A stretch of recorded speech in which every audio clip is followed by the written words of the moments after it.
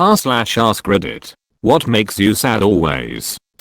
My age. Well, 70 is a milestone. I miss the days of youth. I miss my vigor and energy. I wake up sad some days because I know my days on this earth are dwindling. I wish I had done more in life, even though my accomplishments in my career were satisfying. I wish we had had more children. At the same time, I'm glad to be retired, even with the meager pensions we have now. And after 50 years of marriage, I'm glad to spend my final years with my best friend and lover. I'm sad there's just so little time left. How many friends I've gradually lost over the years. I'm 35. Just because of drifting apart, starting families, etc., and how at the same time, it has become exponentially harder to make new friends. Edit. To elaborate a little more, the latter is true mostly because of me being an introvert. I'm terrible at striking up conversations with new people and being outgoing, and this has only gotten worse with age. My wife is the opposite. She starts a new job and within a couple weeks has weekly happy hours with her co-workers, or she'll run into someone in our neighborhood and within 15 minutes has agreed to join her book club. I'm just not wired that way. Also, I don't want to make it sound like I'm chronically depressed because of this. I still have a few close friends and that's enough 99% of the time. And as an introvert, I'm totally okay being alone also. But I do think back to times 5, 10, 15 years ago when I was doing random, fun things with friends that I never see anymore and get a little bummed about it. At least I have those memories. The episode of Phineas and Ferb where they have to get Love Handle back together. At the beginning, their dad's initial attempt at an anniversary gift is this poor old lady performer dressed up as a heart, and the old lady is trying her best, probably working that job, just to get her kids through school or herself out of debt or something, because otherwise she would be retired. But no, she's spending her time trying to make happy couples happier. And the boys and their dad just shoot her down. And she looks so sad when they do. As a kid, that made me incredibly sad because I thought about how my own grandmother worked as a cleaner and got basically abused by her clients. And to this day, that episode bring back all those memories and makes me tear up a little. Ain't Got Rhythm is a good song though. I don't know if this is just me, but sometimes I become hyper aware of the world. It's like I'll think about the horror going on in somewhere like South Sudan, the genocide going on in China of the Muslims, or the rampant sexual assault that goes on in the world, and it just feels like a ton of bricks hitting me all at once. They don't directly affect me, but at the same time I feel like if my grandkids ever ask me how I responded in those times, I can't give them a justified answer. Thanks for the guild. I'll play both sides, sad but proud. My therapist once told me that if I had a different childhood, she couldn't fathom how far I would have gone in life. She followed it up with the fact that she was truly impressed as to how I managed to claw my way into a normal life. The direct quote was, "It's a miracle you aren't in prison, a junkie, or dead." So, sad in the sense that she's dead on correct. I kinda got the short end of the stick with my upbringing. It was dark and abusive from the start. On the other hand, I worked my ass off to get to a happy life. I've been supporting myself since I could hold a job. Worked all through high school and college. Graduated manna cum laude.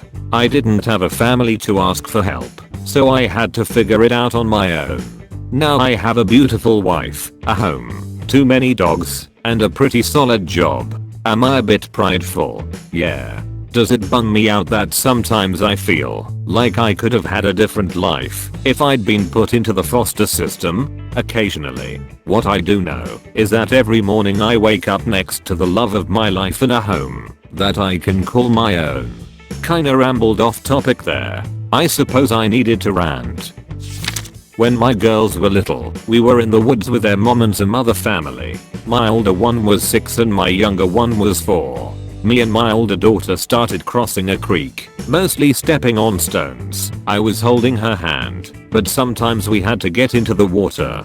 At some point, my younger daughter started calling from the bank, "Wait for me, Daddy, wait for me." She wasn't crying or upset or anything. She had just been hanging out on the bank with the other family members, but for some reason it made me immensely sad and guilty, and I still can't tear up whenever I think about it. I don't even understand exactly why it strikes me like that, other than maybe I thought maybe she thought that I only wanted to go with her older sister, which was not true. So of course I went back and got her as well, and the three of us made our way over to the other side of the creek. It's a very small and insignificant thing, I know, but I can't help it. And it's not like I think about it often, but when I do it never fails to make me sad. I asked her about it one day not too long ago. She's almost 16 and my older daughter is almost 18, and she doesn't even remember it, lol. Seeing that people don't give a flying duck about the planet. The argument about climate change is so infuriating.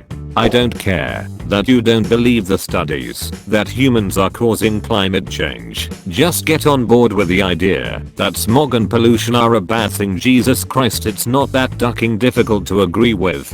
Our oceans are turning into acidified jello. Our coral reefs are dying. The rainforest is getting smashed through at an alarming rate. We have pits of toxic sludge from both animal farming and precious metal mining. Our population of wild fish are being diminished. We are losing more animals to extinction and faster since the last great global extinction. And our air quality is garbage. At this point I don't even care if you think the ice is melting on its own. But for duck's sake, if you turn the whole concept of environmentalism into this is a natural earth cycle and ice melts to try and diminish any of the other problems humans have caused, you are an asshole. It's depressing. Death of my wife. It has been almost 13 years and I can start bawling my eyes out at the drop of a hat. Sad commercial. Country western song. Sappy movie. I just sob. She was the light of my life and the apple of my eye. We shared 29 glorious years, but it will never have been enough. She was only 50. Sometimes I get really excited when I'm telling someone about a subject I love when my brain suddenly gives me this irrationally strong feeling that I'm just annoying the other person by talking at all. Then I usually just go quiet and don't want to talk or be around that person anymore. I just want to disappear because my brain is a bully. Thinking about my ex-girlfriend. Life is so short, and I wanted to spend every moment with her, traveling, discovering life, experiencing happiness and sadness with her. Knowing I'll never get any of that makes me sad. A whole different life taken away. It's quite strange. I've already moved on a bunch, but thinking about that overall idea is sad, especially when you know you loved the person. That there are certain people in my life who were so important to me in the past, but are gone now. Like deceased or drifted away and don't want to talk to me, or were an online friend that I can't find anymore. I've been missing a few old friends a lot, and at the time, they meant the world to me. Stuff happened, and we went our separate ways. Now I would love to chat with them just to catch up. Nothing more, no hidden meaning. It's hard for me to reach out to others, so it's a big step. One I have no direct way to contact. The other? Left on read. I guess it makes sense, but it hit me in the nostalgia and stings a bit right now. Make sure you tell people at some point what they meant to you. Even if that meaning has changed and faded over the years. Even if you were just thinking about the good old days and they were special. Tell them. And if you get a nice message, don't leave them on read.